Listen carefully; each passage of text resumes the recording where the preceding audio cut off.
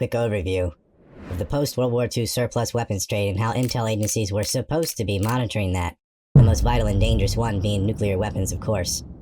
Both sides, the USSR and the USA, kind of looked the other way or even covertly assisted when arms went to factions they felt ideologically were beneficial to their global ambitions. If Turkey is to have the assistance it needs, the United States must supply it.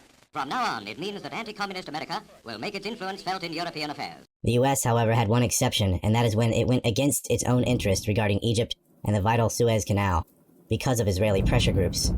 This led to the Suez Crisis, or War of 56, which made Israel decide, at any cost or risk, that it had to have the bomb.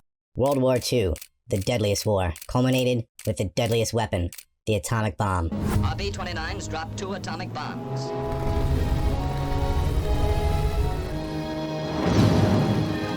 Which hastened the surrender of Japan. The bomb which wiped out hundreds of thousands of people instantly, and left life-destroying radiation in its wake to plague the innocent for generations.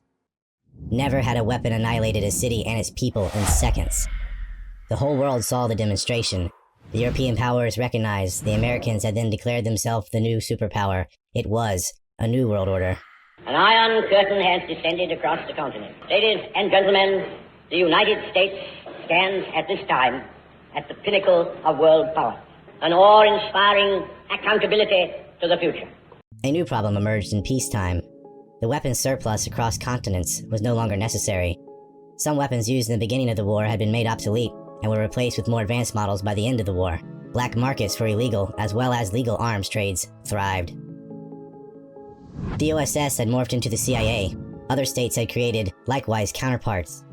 The age of intelligence agencies and covert war had come. One of the first responsibilities of these new agencies was tracking and preventing weapons proliferation.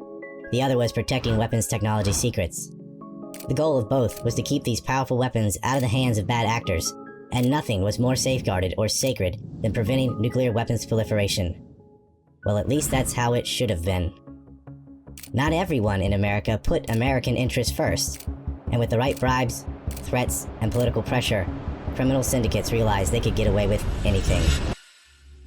In the decades preceding the creation of Israel in 1948, which carved away huge swaths of Palestine, Haganah and Palmach zealots engaged in a campaign of terrorism.